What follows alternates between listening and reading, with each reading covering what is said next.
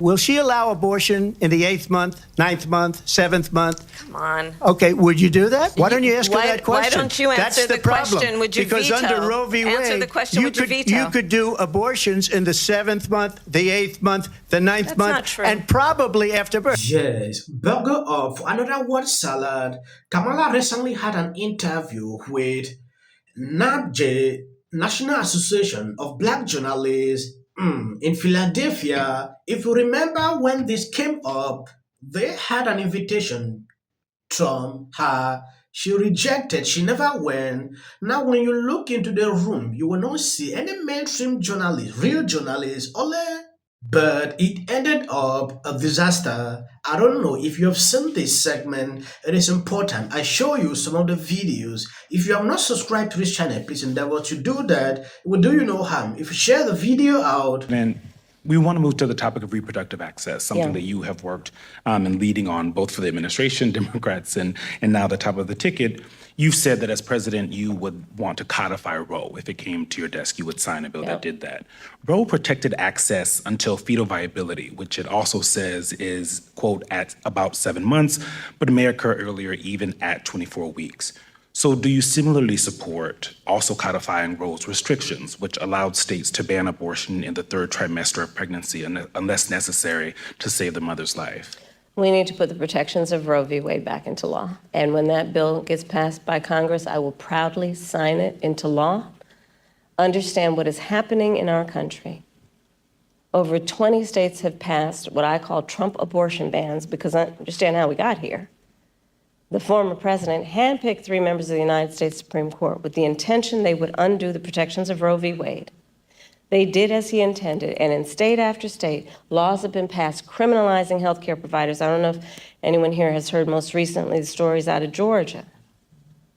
So that's where I stand. We need to put back in place the protection of Roe v. Wade and put that into law. And those restrictions that are also in We need to put back in place the protections of Roe v. Wade and let an individual, in consultation with her doctor, make the decision based on what she can determine, because she's smart enough to know what's in her best interest instead of having her government tell her what to do, especially a bunch of people in these state capitals who think they're in a better position to tell her what to do than she is to know what's in her best interest. When you pay close attention to this question, during the debate, the same respond like this. And she went further to say, Trump abortion ban, when I'm there, I'll be able to pass the bill so every state should allow any person to. It is crazy.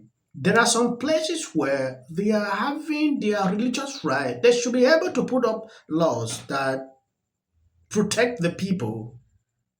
Okay, if they allow every person to do anyhow, it'll be insane. I don't get the point why she continued to say this. States should decide what they want. That is simple. Madam Vice President, Black men, as you know, are a closely watched voting bloc. You've hosted Black men at your residence. Yep. You have engaged Black men and centered them in your economic opportunity tour. But polling shows that some Black men, particularly young Black men, are considering voting for Donald Trump, and they see him as better for the economy. What is your message to young Black male voters who feel left out of this economy, and how can your economic policies materially change their lives? So I appreciate the spirit of the question, but I'll tell you, I've often been asked this question in a way that I've had to respond by first saying that I think it's very important to not operate from the assumption that Black men are in anybody's pocket. Black men are like any other voting group. You gotta earn their vote. So I'm working to earn the vote. Not assuming I'm going to have it because I am Black, but because the policies and the perspectives I have understands what we must do to recognize the needs of all communities. And I intend to be a president for all people. specifically as it relates to what we need to do, to your point around economic opportunity. Yes, I started way before I was at the top of the ticket, what I called an economic opportunity tour, focused on Black men. Understanding that, for example, we have so many entrepreneurs in the community who do not have access to capital, but they've got great ideas, an incredible work ethic, the ambition, the aspiration, the dream, but don't have the relationships necessarily. So my work has included, as vice president, getting billions more dollars into community banks, including working with the big banks to do that, so that we can increase access to capital for our small businesses, for our startups. Part of my plan under my economic opportunity plan going forward is that right now, startup entrepreneurs, small businesses only get a tax deduction of $5,000. Nobody can start a small business with $5,000. If you notice, this is a word salad. A question surfaced to her. What are you going to do to win Black vote? That is simple. For her to respond to that, she went on talking about tax, that is not the answer. We want to know what you are going to do. She is working in the premises of this Biden administration, believing that what they are doing is working. The same principle. That is the same mentality she's putting out here. I don't get it. Sometimes when I look at her with these simple questions, I really wonder if she could face what Trump goes through with some of these journalists. You saw what happened with Trump when he went there. The kind of combative questions that surfaced. When you listen to Kamala Harris on what she will do, you can almost start a drinking game every time she says small businesses. Let me give you an example.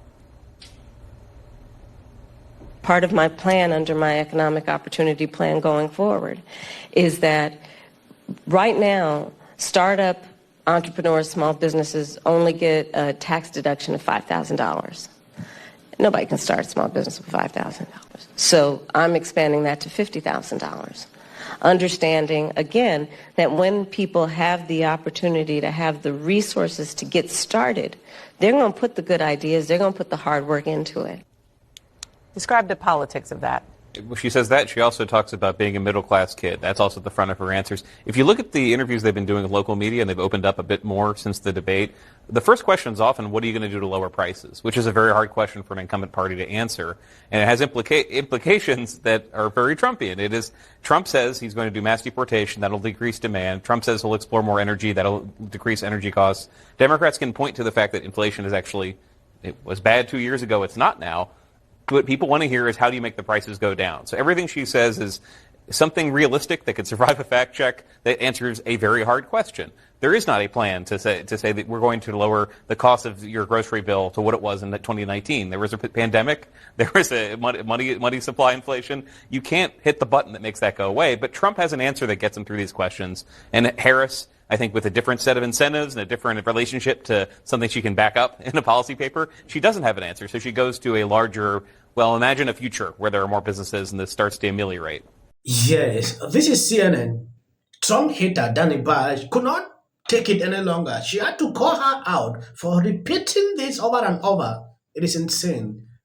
Talking about tax, that can be something after a year, because it all depends on your tax situation. The way she sounds here, it's like a realistic something that I'm just coming in the first day or two. Polls on X, when they've done, I think Musk might have done one. I think there's a few of them. It's like 73% said they're voting for Trump. Okay, yeah. Kamala, oh wait, she went for the handshake. Incredible display of the awkward tension that happens when your son is dating a biracial girl and you meet her parents for the first time. They are angry that Kamala was not supposed to greet him. I've seen videos these people are putting out, like, why would she do that? Trump has come in the spin room, just so you know. That has happened. Newly reported by NBC News, Vice President Kamala Harris has spoken recently and repeatedly with former Secretary of State Hillary Clinton. Want Trump to lose this election, right? No, you don't? Really? We still have to have a controlled border, a secure border. You are over 18. Please register to vote for something else that's very important coming up. Look at this. She's only up by 15 points. Kamala, do I have to love everything? No. and it's fine. I have been called a Trump alarmist.